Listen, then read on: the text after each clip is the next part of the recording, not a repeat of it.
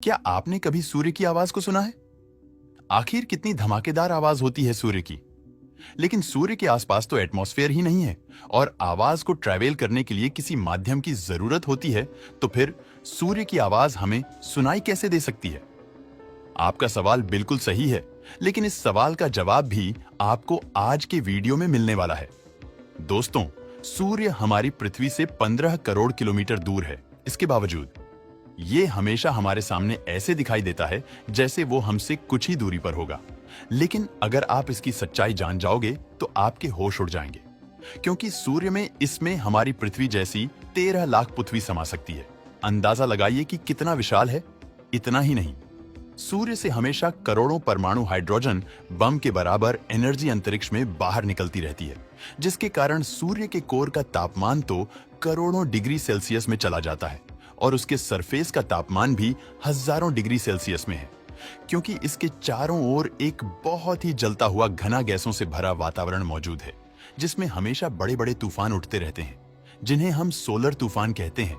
इन तूफानों की रफ्तार और इसमें मौजूद पार्टिकल की ऊर्जा इतनी ज्यादा होती है, अगर इसकी चपेट में कोई आसपास का ग्रह भी आ गया तो पूरी तरह जलकर राख हो जाएगा। इसका एक एग्जाम्पल है, आप सूर्य के करीब मौजूद मरकरी और वीनस ग्रह को देख सकते हैं, जहां का तापमान 400 डिग्री सेल्सियस से भी ज्यादा है। इतना ही नहीं, आज जो मंगल ग्रह की हालत है वो भी इन्हीं सोलर तूफानों की वजह से, और कई बार सूर्य से आने वाले खतरनाक तूफान पृथ्वी पर काफी तबाही मचा चुके हैं। ये हमारे जितने भी रेडियो सिग्नल है, सैटेलाइट जैसे कई सारे उपकरण ठप भी पड़ जाते हैं। इस वजह से वैज्ञानिक एक लंबे समय से सूर्य और इससे पैदा होने वाले सौर तूफान पर रिसर्च करना चाहते हैं, ताकि हम इन्हें समझकर भविष्य में किसी बड़े सोलर तूफान से बच सके। इसलिए 12 अगस्त 2018 को सोलर प्रोब प्लस नाम का एक स्पेसक्राफ्ट सूर्य की ओर लॉन्च किया, जिसका काम सूर्य के सबसे करीब जाकर उस पर चलने वाले सौर तूफानों के और उसके स्ट्रक्चर पर रिसर्च करना था। जैसे जैसे ये सूर्य के करीब जा रहा है, हमें कई नई चीजें जानने को मिल रही थी, और अब तो इसने सौर तूफानों को भी रिकॉर्ड करना शुरू कर दिया। यानी जो सौर तूफान कुछ समय पहले पर अरोरा के रूप में देखे जा सकते थे, आज के समय में हम उसे सुन भी सकते हैं। अरोराज तो आप जानते ही होंगे, ये हमें नॉर्वे और फिनलैंड जैसे देशों में शाम के समय देखने को मिलते हैं। आज के इस वीडियो में आपको सूर्य पर चलने वाले प्रोब की ऑडियो सुनने को मिलेंगे, जो सोलर प्रोब ने रिकॉर्ड किया है। साथ ही आप कुछ तस्वीरें भी देख पाएंगे, जो कि सूर्य की सबसे करीब की तस्वीरें हैं। तो आइए सुनते हैं। सूर्य की आवाज को आपको यह पता होना चाहिए कि दोस्तों, अंतरिक्ष में किसी भी तरह की आवाज ट्रैवल नहीं करता, जैसा कि मैंने वीडियो के आरंभ में आपको बताया था, क्योंकि वहां पर कोई वातावरण नहीं है। और जो ऑडियो क्लिप आप सुनेंगे वो उस डेटा का प्रयोग करके नासा द्वारा बनाई गई है, जब पार्कर सोलर प्रोब ने सूर्य के करीब जाने पर गैसों और पार्टिकल्स के दबाव और मैग्नेटिक फील्ड में बदलाव होने से बनाई है।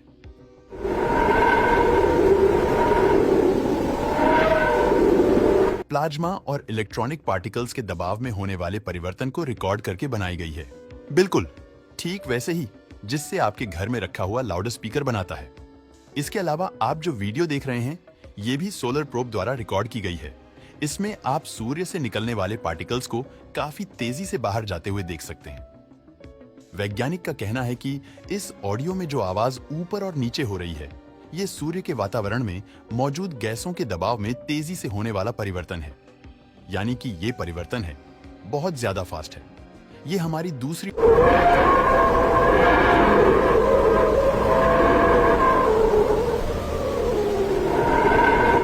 जो कि सूर्य के थोड़ा और करीब जाकर हमारी दूसरी गैसों में होने वाले परिवर्तन से रिकॉर्ड की गई है।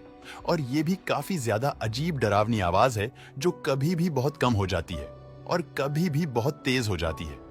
इस तरह से आवाजों को वैज्ञानिक ने खास नाम व्हिस्टलर मोड वेव्स दिया है, क्योंकि इसमें आपको सुनकर ही लग रहा होगा मानो कोई बहुत तेज सीटी बजा रहा हो। अब आती है तीसरी की बारी।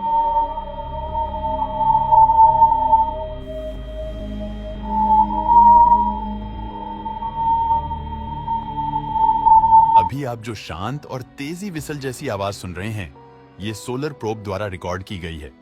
चार्ज पार्टिकल के प्रेशर में होने वाले दबाव की रिकॉर्डिंग है। ये ऑडियो रिकॉर्डिंग इसलिए भी खास है कि इसमें सूर्य से निकलने वाली एक खास तरह की वेव्स को रिकॉर्ड किया गया है, जिसे लिंगमूर वेव्स कहा जाता है। इस तरह के वेव काफी फ्रीक्वेंसी पर ट्रैवल करते हैं और जब सोलर प्रोब द्वारा रिकॉर्ड की गई इस डेटा से ऑडियो फाइल बनाई गई है तो इससे हमें इस तरह की है पिच ऑडियो मिली। ये है हमारी चौथी रिकॉर्डिंग।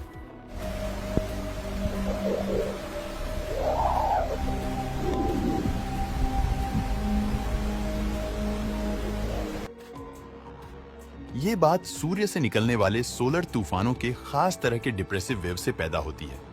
इस तरह की वेव सूर्य की काफी ज्यादा करीब पैदा होती है और इन वेव्स की खास बात ये होती है, ये बहुत ही है, फ्रीक्वेंसी को बदलती है।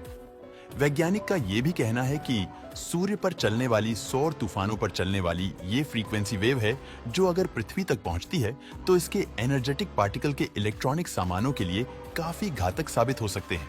बात करते हैं सूर्य की आखिरी ऑडियो रिकॉर्डिंग की। ये रिकॉर्डिंग इसलिए भी खास है क्योंकि ये पहली ऐसी रिकॉर्डिंग है जो सूर्य पर चलने वाले सोलर तूफान या फिर मैग्नेटिक फील्ड डेटा से रिकॉर्ड नहीं की गई है, बल्कि ऑडियो रिकॉर्डिंग उन छोटे छोटे पत्थरों की है जो सूर्य की स्ट्रांग ग्रेविटी से बंधे हैं और सोलर प्रोब के करीब 70,000 किलोमीटर से सूर्य की ओर बढ़ने के कारण लगातार इससे टकरा रहे हैं।